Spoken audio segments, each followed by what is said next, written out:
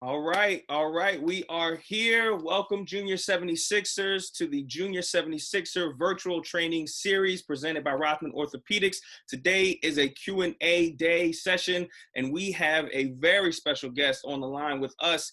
Played 12 years in the NBA, 3 of which were with the 76ers. We go throw that up. Yeah. Was a part of that 2000 Eastern Conference Championship team with AI, Mutombo, great team.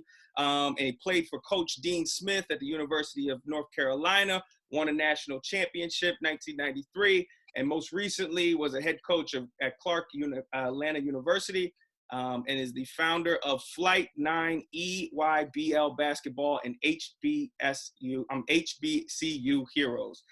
So without further ado, George Lynch is on the line. George, how you doing, man? Man, I'm doing good, man. I'm out running errands. Kids are still virtually. So I got a little free time on my hands where I can be by myself. There you go. There you go. Hey, man, we take interviews in the car too, man. You got to do it on the go sometimes. I like full it. disclosure, I'm not driving. Oh, okay. There you go. Perfect. Safety first.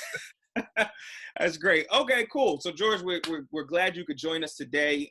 So we're going to get right into it. So, what was it like? As I said, this is a virtual training series for the Junior 76ers. So, what was it like playing basketball growing up? So, did you always know you wanted to play in the NBA? Did you always know you want to be that good? Or what was it like playing growing up? It was great, man. It's funny because when I think back as a child, my dad always talked about the Virginia Squires with Dr. J. And so growing up, in Virginia, Philadelphia was, always on TV. And so I got to see the Sixers with Moses Malone being a Virginia product, Maurice Cheeks, that team, Andrew Toney. So I grew up a Sixer fan. And so I always went to the court emulating, Dr. J, how he would, grab the ball with one hand, just pick it up and throw it down. So I always had fond memories of playing basketball, even by myself in the neighborhood. Nice. What were the things that you did growing up? Were there specific drills or any type of playing one-on-one with a certain guy in your neighborhood that you knew was going to improve your game? What was it like? What were those competitions like, and what did you do? It was, my father always told me, anytime you go to the grocery store, take a ball with you. So I used to dribble the ball, and back then you dribble in the street, you hit a rock, the ball goes anywhere. Yeah. So I was always chasing the ball in one hand, trying to carry the groceries. And so it was challenging. To start out, it was frustrating because you always lose your handle, but it made me a better player. By the time I got to middle school and high school, I actually played the point. Wow. And then going to the park, there was always older guys and bigger. So, you had to work on everything. You couldn't just shoot the ball. And then, we played outdoors. Yeah. What no weather controlled gym, so your jump shot was raggedy. You couldn't control the wind, so it was always taking the ball to the basket. The game has changed in today's game that guys run to the 3-point line and that's it. But it was fun. It was a fun experience. So in my early years, just dribbling the ball to the grocery store there and back, and having a bag of groceries in one hand and the basketball in the other. That definitely improves your game. I'm sure you were working on. Are you right-handed or left-handed? I'm right-handed, but he always said, put the ball in your left. I know you can do it with your right. Yep. So by the time I was 15, I was stronger with my left hand than I was my right hand. Wow. And then I had to work on the other side. So it was crazy.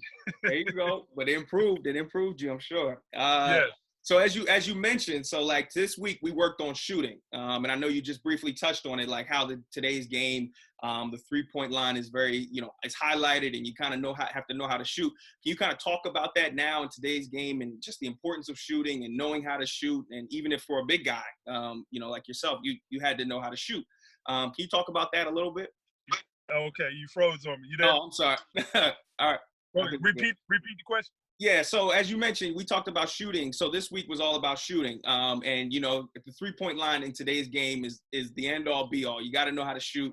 and you got to know how to hit it. So can you talk about that and the importance of it now in today's game, especially just even for a big guy, knowing how to shoot and knowing, how to just get the ball up in the basket? It's very important that you start in close. You work on follow through, your rhythm. Don't just go straight to the 3-point line. You see a lot of kids running to the 3-point line at 9 and 10. They're not strong enough. Their mechanics are broken. I made my son, he had to be able to make 10 in a row before he could move further out.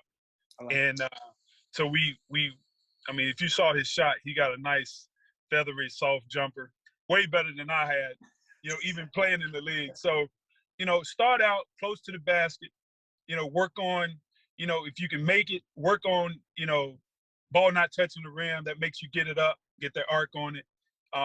If you can make 10 in a row with the net, you can move back a step and just continue to start in close, get your legs involved. A lot of kids want to shoot all arms. It's not your arms, it's your legs. Drop your butt. If you drop your butt, the ball will go up in the air. So act like you're sitting in a chair, and focus on getting your legs involved. Those are the key drills. Even today when I'm warming up with my son, I say, bend your knees, get your legs involved. Your upper body and your follow through should be the same, whether you're 5 feet from the basket, 10 feet from the basket, or 15 from it. That's awesome. Yeah, that's awesome advice. You're right. Balance, very important in shooting. Most people don't think about it. Think it's all the arms and letting it fly and just shooting it up. But definitely work on the lower body form as well. So taking it back. So in our first week, we actually talked about defense, which is kind of your calling card when you played in the league, especially on that 0-1 team. Can you talk to us, like, just the importance of playing defense and even in your era, like the physicality back then? Like, I mean, just describe what that was like and the importance and kind of playing back then. I like to say, if you want to play on Sundays in AAU and play in the championship game, you got to play defense. And I tell my guys, my son's team at all the time, if you can't stop the other team, it's going to come down to who can score the most points. And winning coaches like kids who can defend. It's very important. And challenge yourself. Growing up as a kid, I always played against older and bigger kids. So the bigger guys wouldn't let me shoot the ball. So I had to play defense to stay on the team, at least on the winning teams. And then as I got older, they trusted me to do more offensively. But if a kid can keep that in his mind, they call them two-way players now. Mm-hmm. Mm-hmm. It's playing basketball. You got to play on both ends if you want to play 30 plus minutes. Right. Exactly. It's all about effort too. Like, when you're playing defense, that's the biggest thing. Who are some of your toughest opponents to guard playing when you did? And in the pros? In the pros, NBA. In the NBA, I get asked that question a lot. Tracy McGrady was probably the toughest. He was 6'9", maybe 6'10". He could put the ball on the floor. He could jump. Very explosive type guy. Put me in pick and rolls. He played in a lot of pick and rolls, and so that means you got to get through the defender and stay attached to your guy. So that was always a challenge for me. I think, I had to make sure that I got my rest at night when I played against Brady. Yeah, he was definitely a great offensive player. So we have a question here from some of our youth participants. So they know you played with one of the GOATs in Philly.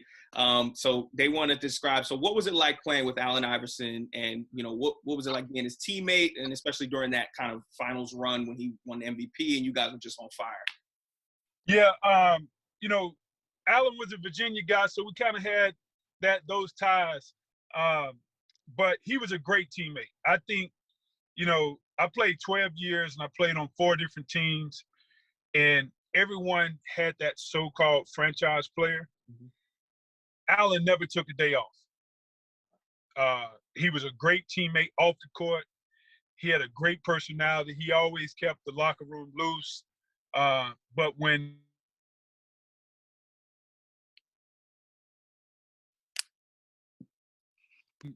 we stepped on the floor, he was all about these guys, got a little nagging injuries, want to take 10 games on.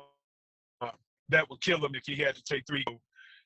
He was a great teammate. I think a lot of times the media misinterpret some of the things he said, quote wise, about practice. I get asked that question all the time. And, he was talking about something totally different, and the media just took that little snippet out and made it about practice. But it's always great to hear it on Sports Center when the guys are talking about practice. One of the most I can honestly say I was there. Oh yeah. One of the few. Yeah, no doubt. No doubt. Yeah, that was probably one of the most quotable lines of all time. So taking it a little different route. So talk to us a little about coaching and your coaching experience in college, and what was it like, and just coaching younger players to be the best player that they could be. For all those kids who want to play college basketball or play past high school, you got to continue to be a student of the game. I think my experiences at North Carolina and experiences playing in the NBA, I tried to teach our college guys, how to study film and watch film, and how important it was to see the game and to see yourself. And a lot of people watch film and watch highlight films, and if they watch it of themselves, they watch on, how they broke a guy's ankles, or, and I try to teach our guys, what play did you miss? Mm-hmm. How can you make your teammate better? Those are the things I try to single out when I was coaching and trying to get guys to, we know you're talented, but how can you be better? How can you be a student of the game? And that's watching yourself, the good and the bad. When you make a mistake, you get beat on defense, you miss a shot, you turn the ball over, study that film and ask yourself, why did you make those mistakes? That's great advice. That's great advice. So being in the pandemic and last year was kind of like a jolt to everybody's system, not being able to get in gyms and practice and do the normal things with the basketball that you would do. I guess, what are some drills or things that you can kind of give to the young players that we have on the call and just kind of tell them that they can do at home and without a basket and just improve their game still? To continue to work on whether you got a ball in your hand or not, work on your guide hand when you're shooting the ball, keeping it up, keeping it straight. On your shooting hand, make sure you got your fingertips spread. The pads of your fingers are on the ball. When you're doing your ball handling, make sure it's the pads. If you go dribble a basketball in the dirt, the only thing should be dirty is the pads of your fingers, not the palms. And if your mom is not home, get away from the lamps and all her china, and hey, dribble the ball for 5 to 10 minutes, just your wrists and fingertips. I think that makes you a better ball handler. And take challenges. Challenge yourself. It's okay to turn the ball over or lose the dribble when you're in practice, but and that makes you a better ball handler. That's awesome. That's awesome. All right. Well, we're going to get you out of here, but one last thing. So if you kind of touched on it a little bit, but one piece of advice you would share with young players that are looking to, one day possibly play in college, like at your level, at the University of North Carolina, or even further in the NBA, what is one piece of advice you would kind of share with them at this stage between, 4 and 14 as they're growing? Don't worry about the rankings. You get all these articles talking about kids ranked and all that. I wasn't ranked until the 11th grade. Some guys I played against in the NBA wasn't even ranked. So that doesn't matter. If you continue to work hard, you try to improve as a player, your dream will come true. You'll have a successful high school career. You'll play some college basketball, and if you're blessed enough, you'll play in the NBA. Just don't worry about the Clippers. Continue to work. If you're not great in the 9th grade, you put your work in the summer, continue to improve. You'll be great in the 10th grade. Michael Jordan didn't even make his varsity team his first time trying out. So think about that. Yep. Awesome. Well, George Lynch, we appreciate you joining us today for the Junior 76ers virtual training series Q&A session. Man, thank you so much. Appreciate your time and your answers today, man. Have a good one. All right. Appreciate it. Thanks, man.